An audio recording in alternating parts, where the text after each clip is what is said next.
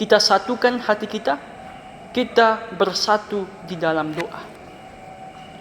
Ya Allah Bapa yang bertahta dalam kerajaan surga, kami mengucap syukur padamu ya Tuhan atas berkat-Mu dalam hidup kami. Tuhan masih menyertai kami. Tuhan masih memelihara kehidupan kami sampai pada saat ini. Melalui anugerah kehidupan, anugerah kesehatan, senantiasa kami rasakan sepanjang hari. Itu semua adalah berkat-Mu yang kami terima daripada-Mu ya Tuhan. Di malam hari ini kami kembali bersekutu melalui ibadah keluarga pada malam hari ini.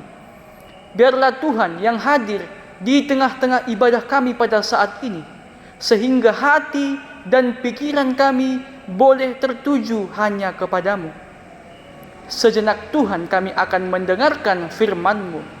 Berfirmanlah ya Engkau Tuhan, sebab kami umat-Mu telah siap untuk mendengarkan. Dalam Kristus Yesus Juru Selamat kami yang hidup, kami berdoa dan mengucap syukur. Amin. Bapak Ibu, saudara-saudari yang terkasih dalam Kristus Yesus, Shalom bagi kita semuanya. Firman Tuhan bagi kita di malam hari ini dalam ibadah keluarga pada saat ini tertulis di dalam kitab Yesaya. Yesaya pasal 6 ayat 1 sampai 8. Yesaya 6 ayat 1 sampai 8. Beginilah firman Tuhan. Dalam tahun matinya Raja Uzia, aku melihat Tuhan duduk di atas tahta yang tinggi dan menjulang, dan ujung jubahnya memenuhi bait suci. Para serafim berdiri di sebelah atasnya, masing-masing mempunyai 6 sayap. 2 sayap dipakai untuk menutupi muka mereka, 2 sayap dipakai untuk menutupi kaki mereka, dan 2 sayap dipakai untuk melayang-layang. Dan mereka berseru seorang kepada seorang, katanya, Kudus, kudus, kuduslah Tuhan semesta alam, seluruh bumi penuh kemuliaannya. Maka bergoyanglah alas ambang pintu disebabkan suara orang yang berseru itu, dan rumah itu pun penuhlah dengan asap. Lalu kataku, celakalah aku binasa, sebab aku ini seorang yang najis bibir, dan aku tinggal di tengah-tengah bangsa yang najis bibir. Namun mataku telah melihat Sang Raja, yakni Tuhan semesta alam. Tetapi seorang daripada serafim itu terbang mendapatkan aku. Di tangannya ada bara yang diambilnya dengan sepit dari atas mezbah. Ia menyentuhkannya kepada mulutku serta berkata, lihat, ini telah menyentuh bibirmu. Maka kesalahanmu telah dihapus dan dosamu telah diampuni. Lalu aku mendengar suara Tuhan berkata, siapakah yang akan kuutus, dan siapakah yang mau pergi untuk aku? Maka sahutku, ini aku, utuslah aku. Demikian pembacaan firman Tuhan. Bapak Ibu, saudara-saudari yang dikasihi oleh Tuhan kita Kristus Yesus, ketika memanggil seorang pekerja atau memanggil seorang karyawan atau pegawai di suatu perusahaan, tentu haruslah memiliki atau tentu haruslah melewati tahapan-tahapan yang harus dijalani. Haruslah melewati hal-hal atau ujian-ujian yang akan mereka hadapi di dalam untuk memasuki suatu pekerjaan di dalam perusahaan itu. Tentu bukanlah suatu hal yang mudah untuk dapat diterima dan bekerja di sana. Harus memenuhi kriteria-kriteria yang ditetapkan, harus melewati tahapan penilaian yang sangat ketat. Hal ini penting Karena pegawai atau pekerja adalah sebagai aset yang diibaratkan sebagai kunci suksesnya di dalam pekerjaan itu, sebagai kunci suksesnya di dalam perusahaan itu. Ada standar, ada kriteria yang harus dipenuhi oleh seorang calon yang akan bekerja di situ. Dan tentu setelah diterima, bahkan itu tidak langsung menjadi pegawai tetap. Dia harus mengikuti masa-masa pelatihan, atau yang biasa kita sebut masa-masa training, guna supaya menghasilkan skill, supaya menghasilkan loyalitas serta integritas di dalam tugas yang akan ia lakukan. Setelah semuanya ia jalani, barulah dia diterima secara resmi menjadi pegawai tetap di perusahaan itu. Sebagaimana juga Bapak Ibu, saudara-saudari yang terkasih, dengan imam, dengan para nabi, rasul, dan bahkan raja yang dipanggil Tuhan menjadi hambanya. Tentu jikalau kita menelusuri dalam sejarah Alkitab, bahwa Alkitab di dalam sejarahnya juga memiliki kisah bagaimana Allah memanggil beberapa orang-orang yang menjadi perpanjang tangannya. Ia memanggil beberapa orang-orang yang menjadi hambanya. Dan banyak cara yang dipakai Tuhan di dalam pemanggilan para nabi, di dalam pemanggilan para imam di dalam sejarah Alkitab. Misalnya Bapak Ibu, pemanggilan Musa. Pemanggilan Musa yaitu di Gunung Horeb melalui nyala api di semak duri. Kemudian Nabi Samuel yang dipanggil 3 kali ketika sedang mau tidur. Kemudian siapa lagi? Daud menjadi raja Israel yaitu melalui seleksi-seleksi. Dan bahkan Nabi Yeremia, bagaimana ia dipanggil menjadi seorang nabi? Bagaimana ia terpilih menjadi seorang hamba Tuhan? Bahkan Nabi Yeremia telah terpilih sejak di dalam kandungan ibunya. Tentu ada banyak cara Tuhan di dalam memanggil, di dalam mengutus para hambanya untuk melayani bangsanya. Bapak Ibu yang terkasih, dalam firman Tuhan ini, melalui kitab Yesaya pasal 6 ini, pemanggilan Yesaya memiliki keunikan tersendiri. Karena di dalam bentuk penglihatan, dalam bentuk visi yang terjadi di bait suci. Pemanggilan Yesaya sendiri ialah dalam konteks ketika orang Israel yang pada saat itu berada di dalam kekacauan, berada dalam masa sangat memprihatinkan, baik dari segi sosial, baik memprihatinkan dari segi politik, dan bahkan dari segi spiritualitas yang mereka lakukan dalam kehidupan keberagamaan mereka. Sangat memprihatinkan pada saat itu. Penyembahan berhala terjadi pada kehidupan mereka. Para pemimpin-pemimpin tidak peduli. Kesejahteraan rakyat terganggu, dan bahkan situasi Israel digambarkan sebagai bangsa yang tidak mengenal dan yang tidak memahami pemiliknya.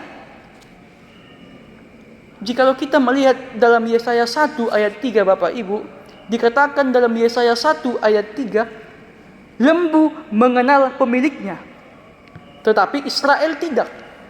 Keledai mengenal palungan yang disediakan tuannya, tetapi umatku tidak memahaminya. Bapak Ibu yang dikasihi oleh Tuhan, Yesaya adalah putra Amos. Yesaya menerima panggilan Allah yaitu pada tahun kematian Raja Uzia, di dalam perjumpaannya dengan Allah secara langsung di bait Allah. Pengalaman perjumpaan inilah yang mengubah hidup Yesaya, yang mengubah kehidupan Yesaya menjadi hamba Allah, menjadi juru bicara Allah bagi bangsa Israel.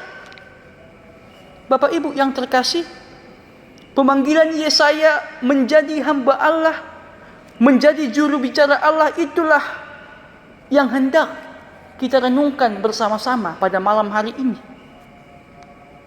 Yang pertama, jikalau kita melihat dalam nats firman Tuhan kita, dalam firman Tuhan kita pada saat ini ialah yang mau dikatakan bagi kita. Yang pertama, Allah menunjukkan diri kepada Yesaya. Melalui Allah menunjukkan diri kepada Yesaya, melalui inilah Yesaya semakin mengenal Allah dan mengenal dirinya sendiri.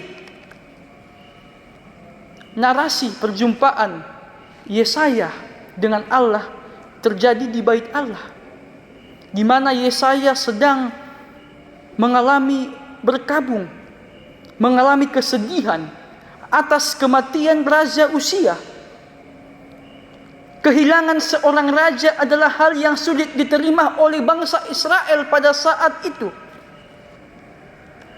Dan jikalau kita berbicara tentang raja, jikalau kita melihat dari perjanjian lama ataupun dari perjanjian baru, bahwa raja selalu mendapat gelar nama yang ilahi. Ya, kalau kita membaca nama-nama raja itu selalu dibubuhi, selalu dibubungkan kata yang agung, yang mulia. Karena memang raja-raja ketika itu diharapkan adalah seorang sosok yang dapat memberikan kesejahteraan bagi rakyatnya, yang dapat memberikan kedamaian bagi rakyatnya. Raja-raja dianggap sebagai seorang ilahi. Itulah sebabnya sebagian raja-raja ketika itu melaksanakan suatu ritus untuk rakyatnya, yaitu penyembahan kepada raja atau penyembahan kepada kaisar. Ketika itu disebut bahwa raja adalah raja menentukan nasib para rakyatnya. Raja menentukan nasib kesejahteraan rakyatnya dalam konteks pada saat itu. Ya, jika raja berdosa, maka raja dihukum. Terhukum jugalah rakyatnya. Jikalau raja diberkati, maka dia akan terberkati. Maka terberkati jugalah seluruh rakyat. Barangkali Bapak Ibu yang terkasih, sampai sekarang ini sosok-sosok pemimpin yang masih kita rasakan saat ini, tentu kalaulah pemimpin kita, kalaulah pemimpinnya diberkati dengan kejujuran, diberkati dengan keikhlasan, maka rakyat juga bisa merasakan itu.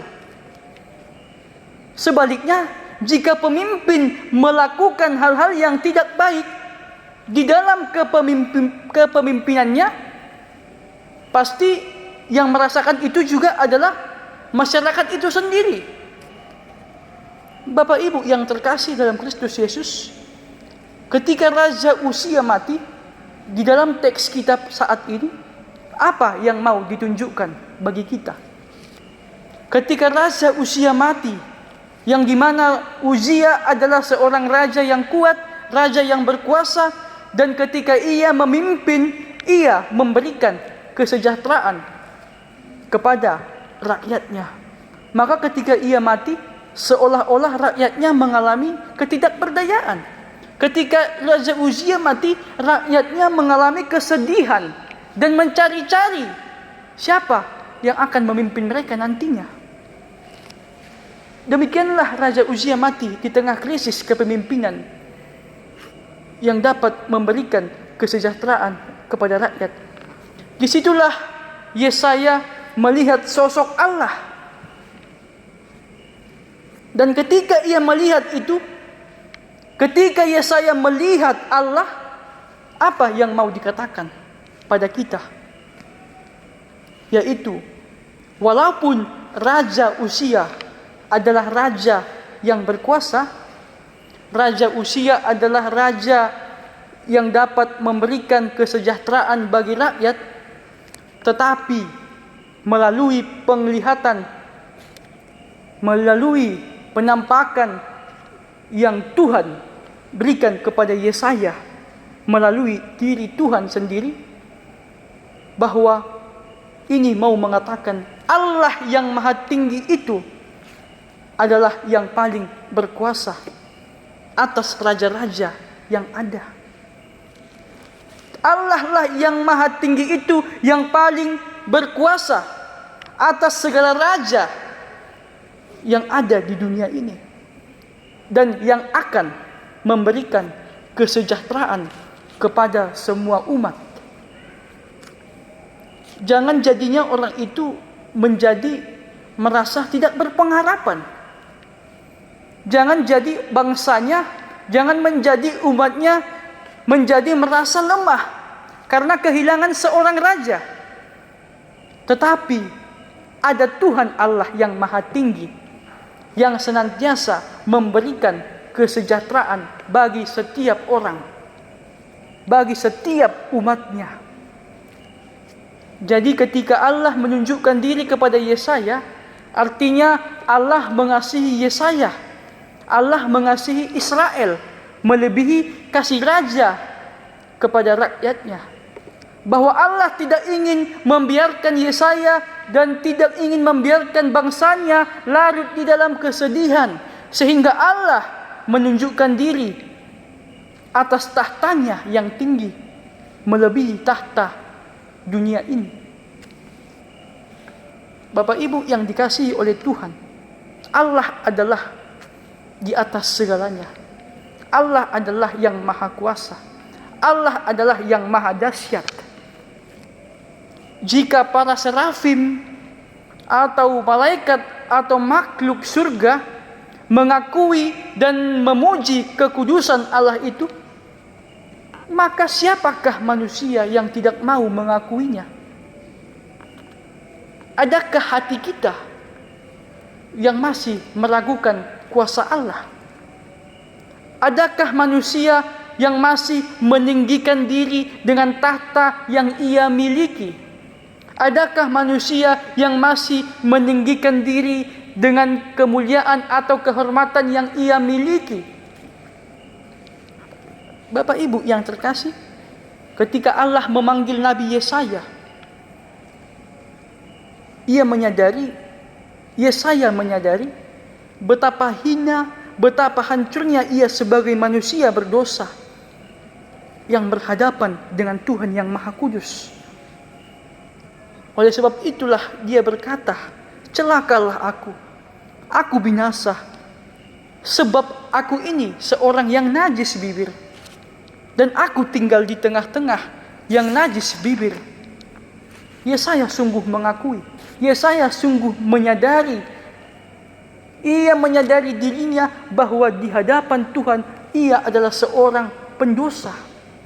Ia merasa tidak layak, merasa tidak pantas melihat Allah yang kudus itu. Sehingga dapat dikatakan Bapak Ibu bahwa ketika Yesaya melihat Allah, ia juga melihat dan mengenal dirinya sendiri. Bahwa ketika kita mengenal Allah, bahwa ketika sudah melihat Allah, maka kita juga akan dapat melihat diri kita sendiri, melihat siapakah diri kita yang sesungguhnya. Jadi Bapak Ibu, setelah Yesaya menyadari, setelah Yesaya mengakui dirinya sebagai najis dan celaka di hadapan Tuhan, maka para serafim menyentuhkan bara api ke bibir Yesaya seraya berkata, kesalahanmu telah dihapus dan dosamu telah diampuni. Bapak Ibu yang dikasihi Tuhan, setelah Yesaya dipulihkan, setelah Yesaya diberikan anugerah pengampunan, setelah anugerah dosa Yesaya telah diampuni, telah dihapus, maka muncul pertanyaan, siapakah yang diutus Allah menyampaikan maksud dan tujuannya? Siapa yang diutus Allah menyampaikan maksud dan tujuannya? Dengan segera Yesaya menjawab, "Ini aku, utuslah aku. Ini aku, utuslah aku," kata Yesaya. Tentu kesediaan ini adalah menggambarkan, kesediaan ini adalah berasal dari kesungguhan hati, berasal dari kesetiaan yang tentu saja yang dengan banyak tantangan, yang dengan banyak konsekuensi yang akan ia hadapi, yaitu baik itu penderitaan, baik itu celaan, hinaan, dan bahkan sampai kepada pembunuhan. Namun Yesaya menerima semua itu. Yesaya mengimani, Yesaya meyakini bahwa Tuhan akan selalu bersamanya. Sehingga ia dengan ketersediaan hati menerima panggilan sebagai hamba Tuhan di dalam memberikan kesejahteraan bagi umatnya. Bagaimana dengan kita Bapak Ibu yang dikasihi oleh Tuhan? Kita juga telah dipanggil Tuhan menjadi umatnya dengan proses yang mahal, yaitu melalui kematian Yesus, melalui penebusan Yesus di kayu salib. Tentu, apa tugas kita sekarang? Apa yang menjadi visi kita sekarang? Mulailah hidup baru di dalam Tuhan dengan menjadi saksinya di tengah-tengah dunia, melalui seluruh eksistensi kehidupan kita, dengan menjadi garam, dengan menjadi terang dunia, menjadi garam dan terang bagi sekitar kita, sehingga melalui pemanggilan kita oleh Tuhan, melalui keselamatan yang kita terima daripada anaknya Tuhan Yesus Kristus, hendaklah menjadi dasar kita, menjadi saksi-saksinya bagi dunia. Hendaklah kita senantiasa dapat menjadi pengaruh yang baik bagi sesama kita, menjadi garam dan menjadi terang bagi sekeliling kita, dan bahkan di dalam dunia yang kita jalani saat ini. Tuhan senantiasa memberkati dan menyertai kita. Amin. Kita bersatu di dalam doa. Tuhan Allah Bapa kami yang maha baik, kami telah beribadah ya Tuhan. Kami telah mendengarkan firman-Mu. Biarlah firman yang telah kami dengar ini berbuah dalam kehidupan kami sehari-hari. Sehingga ya Tuhan, melalui firman-Mu kami dimampukan untuk tetap dapat melakukan seturut dengan kehendak-Mu. Kami dimampukan untuk dapat mengandalkan Engkau di dalam keseharian kami. Ya Tuhan Allah Bapa kami yang maha baik, kami berdoa buat seluruh jemaat-Mu yang beribadah pada malam hari ini. Biarlah Tuhan yang senantiasa menyertai, membimbing, mengarahkan kehidupan kami, di dalam pekerjaan kami, di dalam kegiatan kami sehari-hari. Tuhan yang melindungi kami.